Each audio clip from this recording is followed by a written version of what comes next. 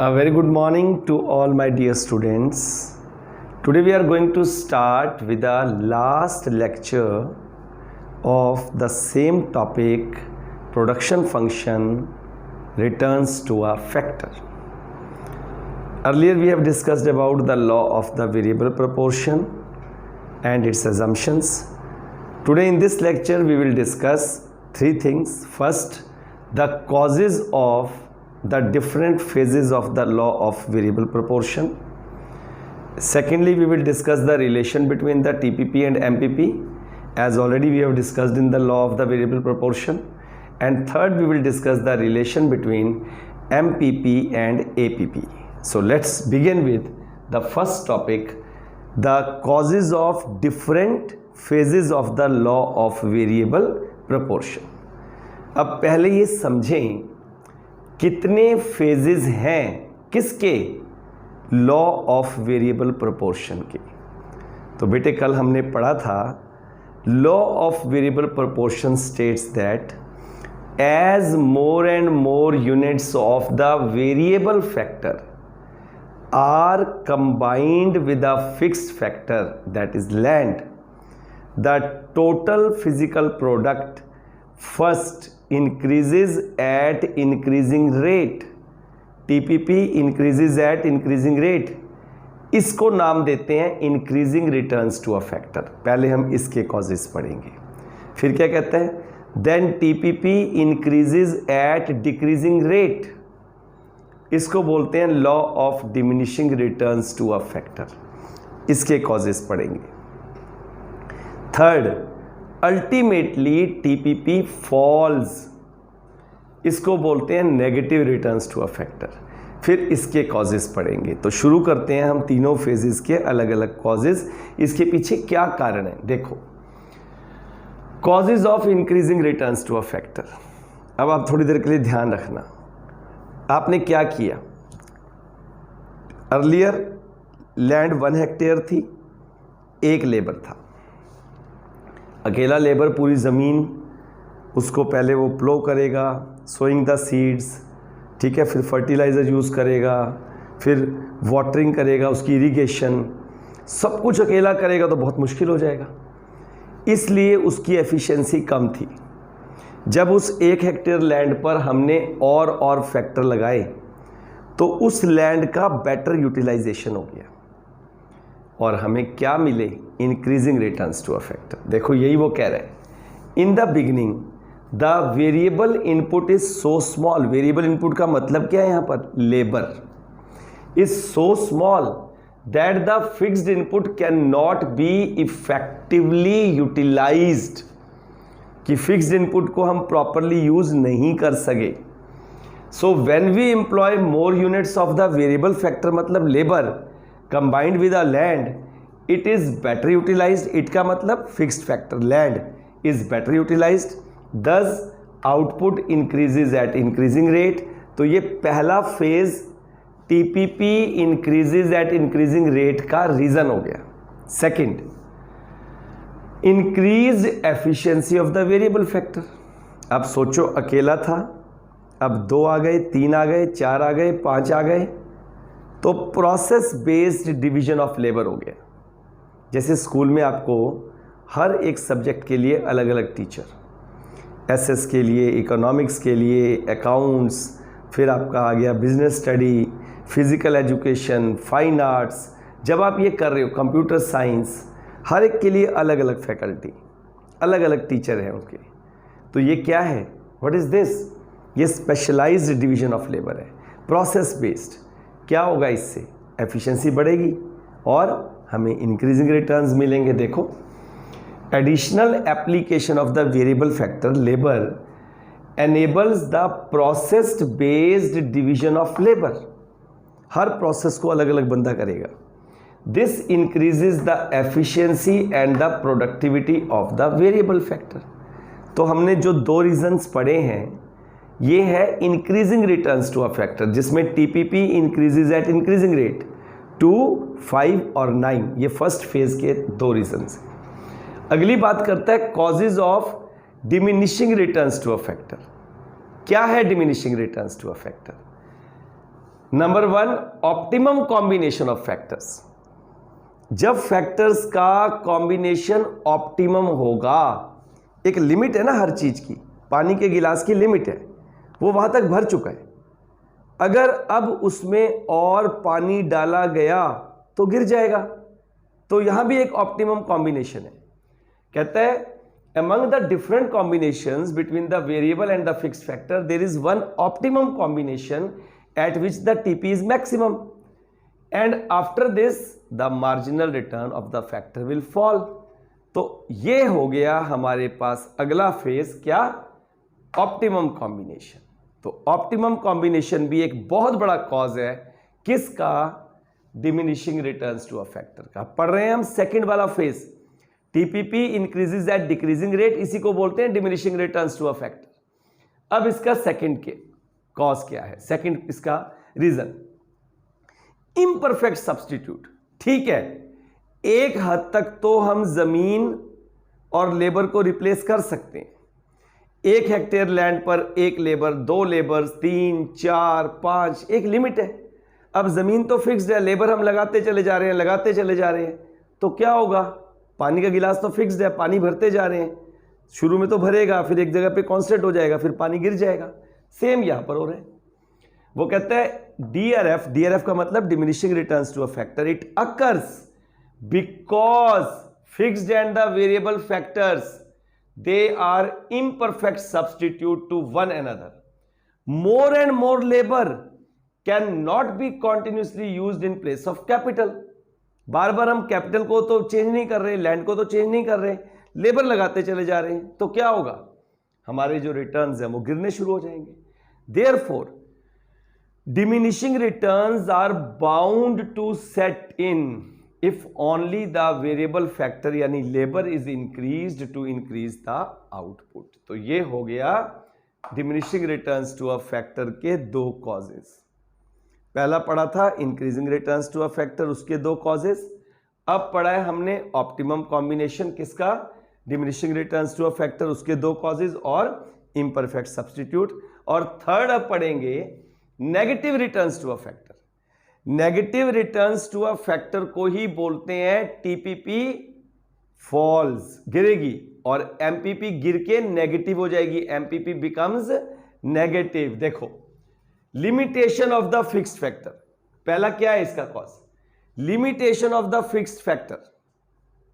भाई fixed factor की limitation है, उसके पास एक हद है, उस हद तक तो वो उसको सहन करेगा। अब लेबर लगते जा रहे हैं, सारे क्या हो जाएंगे? कामचोर हो जाएंगे, शर्क वर्कर हो जाएंगे। वो कहेगा भाई तुम करो, वो कहेगा तुम करो, तो मैं भी रानी तू भी रानी, कौन भरेगा घर का पानी? Everybody will show like a boss, then who will do the work? तो वो लेबर इतने ज़्यादा हो गए हैं कि उनके अंदर जो एक सिस्टम था वो ख़त्म हो गया। फिक्सिटी, एक लिमिट है लैंड की, वो उसको बियर नहीं कर पाएंगे। देखो, it applies because some factors are of fixed nature which can not be increase with increase in the variable factor in the short run. और अगला है पुअर कोऑर्डिनेशन। क्यों मिले नेगेटिव रिटर्न्स? कोऑर्डिनेशन बिगड़ गया, पुअर हो गया। क्यों हो गया पुअर कोऑर्डिनेशन? क्योंकि वही मैंने बताया ना, शर्क वर्कर बन गए, काम को टालने लग गए, पोस्टपोन करते रहेंगे, तुम करो, अपनी अपनी ड्यूटी को आगे किसी और के ऊपर कर दिया, डेलीगेट कर दिया। तो इससे क्या होगा? नेगेटिव रिटर्न्स आने शुरू हो जाएंगे। देखो, when the variable factor becomes too excessive, बहुत ज्यादा, in relation to the fixed factor, it leads to poor coordination between them. As a result, MPP not only falls but becomes negative. तो ये हमने पढ़ लिए, जो कल हमने खत्म किया था, पिछले लेक्चर में सुना था, लॉ ऑफ वेरिएबल प्रोपोर्शन के 3 फेजेस। उन 3 फेजेस के पीछे क्या रीजंस हैं, क्या उनके कारण हैं, क्या उनके कॉजेज हैं। अब हम पढ़ने जा रहे हैं अगला टॉपिक, बड़ा कॉमन जो पढ़ चुके हैं, relation between TPP and MPP. कई बार नॉर्मल पूछ लेते हैं, what is the relation between TPP and MPP?